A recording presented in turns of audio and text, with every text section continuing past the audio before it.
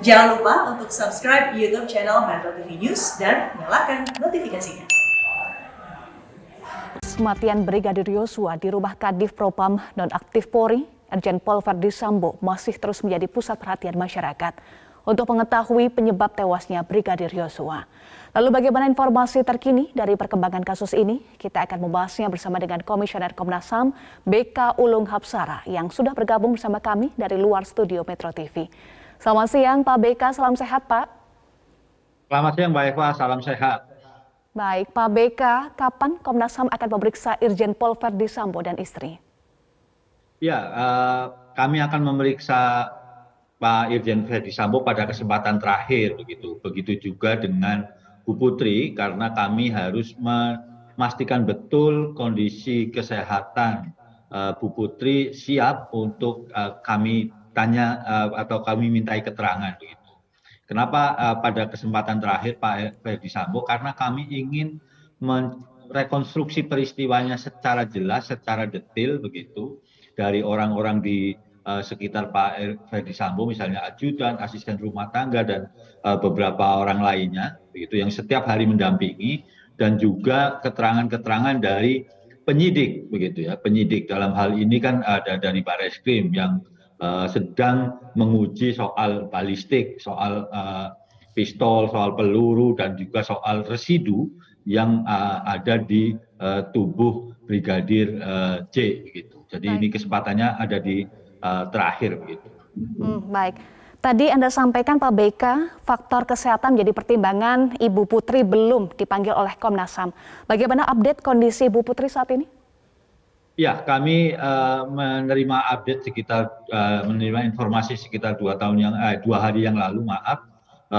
Kondisi Bu Putri sampai saat ini masih belum memungkinkan untuk dimintai keterangan, gitu. Karena ini ada soal trauma dan juga soal kesehatan fisik begitu ya, yang memang belum memungkinkan, sehingga kami tentu saja harus menunggu terlebih dahulu. Karena apa? Karena kondisi kekhususan dari Bu Putri yang memang harus hati-hati penanganannya, supaya kenapa? Supaya kalau memang informasinya trauma tidak jadi trauma kembali ketika dimintai keterangan oleh Komnas HAM. Baik, faktor kesehatan menjadi alasan Ibu Putri belum diperiksa. Lalu bagaimana dengan Irjen Pol Verdi Sambo? Apa yang sebetulnya ditunggu Komnas HAM hingga belum memanggil Irjen Pol Verdi Sambo, padahal keterangan Irjen Pol Verdi Sambo tentu menjadi penting, Pak BK? Dan Anda sampaikan tadi terakhir akan dipanggil. Ya betul, tentu saja keterangan Irjen Verdi Sambo menjadi sangat penting, bahkan kalau boleh dikatakan sentral dari peristiwa ini, begitu. Tetapi kami tentu saja harus memastikan terlebih dahulu bahan-bahan untuk meminta keterangan Pak Verdi Sambo ini benar, valid dan detail, begitu ya. Artinya detail ini dari menit per menit seperti apa berdasarkan CCTV dan juga keterangan dari ajudan maupun asisten rumah tangga. Sementara kami sampai saat ini masih mengagendakan pemerintahan keterangan terhadap asisten rumah tangga dan ajudan yang belum kami periksa minggu lalu. Jadi kan masih ada ajudan yang memang kami belum periksa. Sehingga satu ajudan tidak hadir waktu itu, kenapa Pak? Ya, kami memang belum menjadwalkan ya waktu itu, karena baru yang 7 orang tersebut, tapi tentu saja akan segera kami jadwalkan, begitu.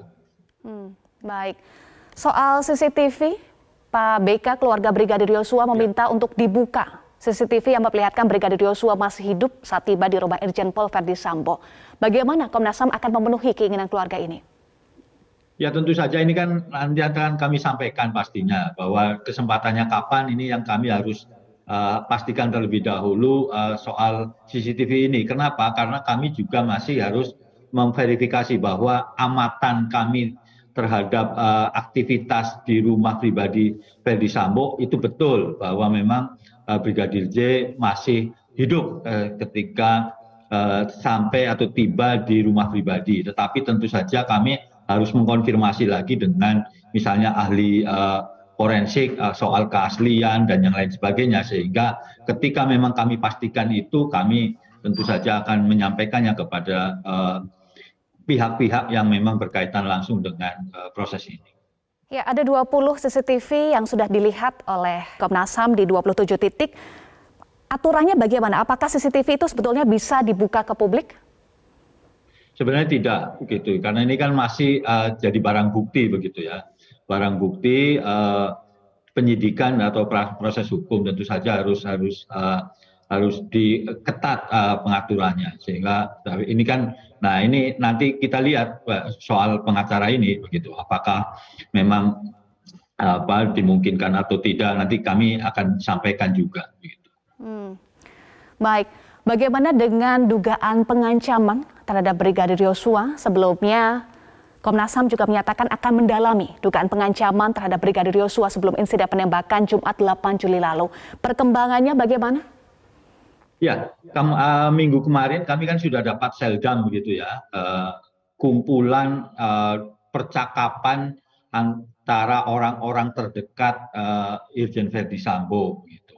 Dan ini kami masih analisa, kenapa kemudian kami masih analisa bagaimana alur komunikasinya, terus kemudian waktunya, siapa saja yang dikontak, termasuk tadi apakah isu soal ancaman pembunuhan itu memang terekam atau tidak. Ini sedang kami analisa. Kenapa butuh waktu? Karena raw materialnya ini, percakapan ini selama 3 bulan terakhir begitu. Ini ada ribuan percakapan, sehingga kami harus memastikan kodifikasi betul bahwa memang ada isu-isu yang ada atau tidak, isu-isu yang memang menjadi pertanyaan publik begitu. Ini kami butuh waktu, tapi kami saat ini sedang menganalisa secara lebih detail berdasarkan data seldam dan juga raw material soal komunikasi antara orang-orang terdekat itu. Dan minggu depan kami juga menjadwalkan akan meminta keterangan dari penyidik, dalam hal ini dari kepolisian, terkait dengan data handphone yang lain begitu. Jadi kan ini masih kemarin baru ada 2 handphone begitu, terus kemudian ditambah seldam.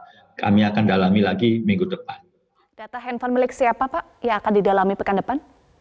Ya, tentu saja kalau ada, tergantung penyidik begitu ya, tergantung penyidik begitu. Kenapa? Karena kami yang baru, informasi yang kami terima baru nomor emailnya saja begitu. Kami belum tahu handphone milik siapa begitu, tapi yang jelas baru nomor email saja, dan ini kan nanti kami akan tentu saja akan mintai keterangan dari nama-nama siapa pemilik dari handphone tersebut. Baik, Pak BK, Komnas HAM melakukan penyelidikan terpisah dengan pihak kepolisian.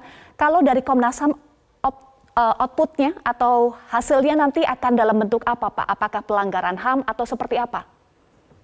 Ya, begini, kami belum sampai kepada soal kesimpulan apakah pelanggaran HAM atau tidak, atau bentuk yang lain. Tetapi tentu saja kami akan memberikan rekomendasi kepada Kapolri, kepada negara, dalam hal ini pemerintah, baik Pak Presiden maupun lewat Pak Mahfud sebagai Menko Polhukam, langkah-langkah dan juga temuan-temuan fakta yang ada. Rekomendasinya seperti apa tergantung pada penyelidikan Komnas HAM yang saat ini sedang dikerjakan. Baik, jadi outputnya dalam bentuk rekomendasi Komnas HAM nanti ya. Terima kasih Pak BK sudah bergabung bersama kami di Metro Siang. Salam sehat selalu Pak BK.